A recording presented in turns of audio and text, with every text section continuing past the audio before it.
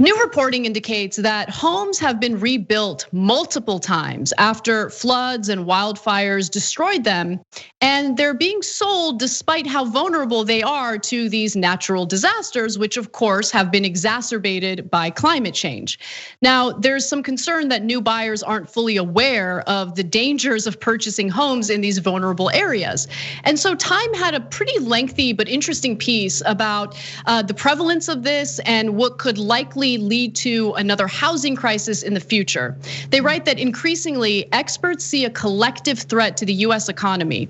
As the risks of owning a home in places affected by climate change stack up, economists and policymakers say climate-induced flight from threatened areas could shock the US economy as home prices plummet, lending dries up, and the local tax base diminishes in hard-hit regions. So I think that that's definitely true, especially when you look at the specific cases that they outlined, including the case of this woman named Anna Zimmerman, who bought a house in Charleston, South Carolina. She bought the house and immediately flooding happens. So she was like, oh, okay, I'm getting the insurance payment. I can make a decision to move or I can try to rebuild. And she loved that area so much she decides to rebuild.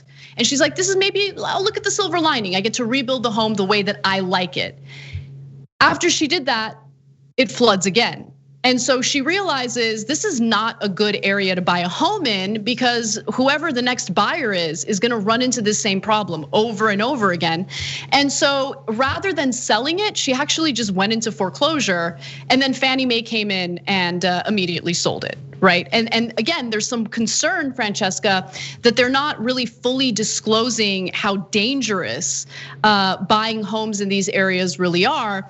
As Time writes, the walls on which Zimmerman had painted warnings like mold in walls have been painted over, and a local broker's listing offers no mention of a flooding problem. I mean, this is the problem with no matter what we do to confront climate change, we have to understand there are so many vultures when it comes to capitalism's failures, and there's so many industries, right? This is the housing industry, but we always talk about the healthcare industry. There are so many jobs, right? And these folks think they're job creators. No. They're scavengers who are also preying upon homeowners, right? And the insurance industry is making out like a bandit, right? You might not think they are because they actually have to make payments the more climate change actually happens. But these are industries that feed on the failures once we again, don't have the infrastructure we need, don't have the broad plans, don't have the assistance that we need from to actually buy and keep a home.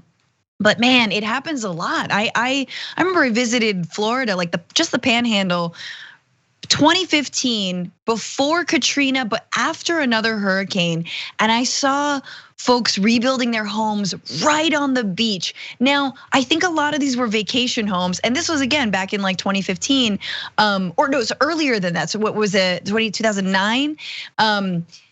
And it astounded me that folks were able to just get the insurance money and rebuild on a place that was clearly unsafe, right? But it happens again and again and again.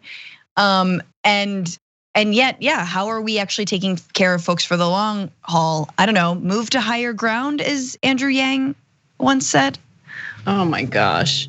Was it Andrew Yang or? Yes. Remember when Ben Shapiro was just if you're worried about climate change impacting your neighborhood or your house, just sell your house. Just sell your house. I'm smart. Anyway, I'm supposed to debate the guy in October, and I should probably hold fire, but I can't help myself. Anyway, moving on. I'm so excited already. I'm starting a countdown clock for that debate right now. There we go. You think you're excited? I mean, every time, you guys don't even know, every time there's something going on that I'm not too happy about, I'm just gonna listen to Ben Shapiro's podcast and go for a walk. And it's just so that's my debate prep, just so you guys know, it's gonna be fun, I can't wait. So But getting back to the story, just to give you a sense of how much climate change has exacerbated flooding in this country, annual flood days in the city increased 750% from 1980 to 2020. And that's according to data from the National Weather Service. And there are telltale signs all over the country. In wealthier neighborhoods, for instance, historic homes are discreetly being elevated at a cost that can run to several $100,000.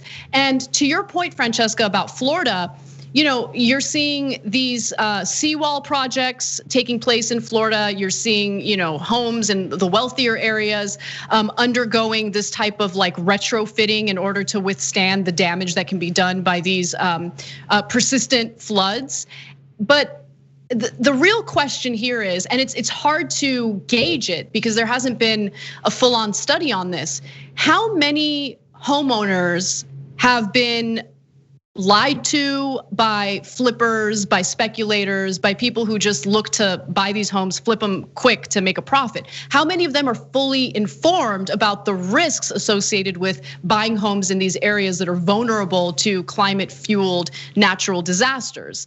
And so this is what the story is really about. And just to give you a sense of how much this is already costing people, a report from the reinsurer Swiss Re found that last year extreme weather caused a total of $105 billion in insured losses in North America. In California, remember, wildfires are also an issue.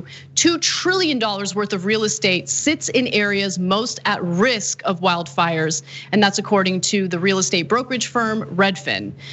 So housing, there's all sorts of inequality, all sorts of problems. And in the lead up to the 2008 economic collapse, a component of that collapse had to do with predatory lending, home buyers not really fully understanding the terms of the mortgage that they had taken out because there weren't clear disclosures letting them know about what the rate, the interest rate, how it'll be affected if it's a subprime mortgage, for instance.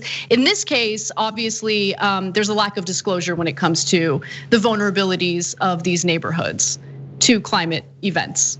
Absolutely, absolutely. They're gonna be holding on for as long as they can. You're absolutely right. It will, because, and it's something we have to watch. I'm so glad we're doing the story because it's something that we have to continually watch and inform folks about, because climate change, and the housing bubble, these are arguably, although they're not, wonky things that folks don't think about. But you're right, realtors, bankers, they're gonna wanna make a profit on these, on these pieces of land and on these properties. They're gonna wanna keep doing that. Who do you think they're gonna prey on, right? Who do you think is gonna get the short end of that stick? And the last thing I'll say is that, climate refugees, we talk about them coming from, Central America, or in the case of, Syria had also like a drought, I believe, in addition to a civil war. And there are climate refugees in the United States, right? Like, folks from Katrina, 2005, my bad, my brain, 2005, moved over to Texas, right? Well, then Texas got hit and has been getting hit with storm after storm after storm. It's the great equalizer. I just wonder, again, when is Elon gonna take all the billionaires to Mars? How are they gonna escape it this time?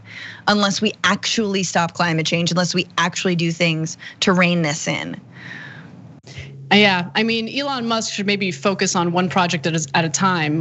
One of his autonomous cars like exploded and 2 people died. So why do they have actual people in them? I saw that and I was like, why are there people in them right now? Remember crash test dummies? Thanks for watching The Young Turks, really appreciate it. Another way to show support is through YouTube memberships. You'll get to interact with us more. There's live chat emojis, badges. You've got emojis of me, Anna, John, JR. So those are super fun. But you also get playback of our exclusive member-only shows and specials right after they air.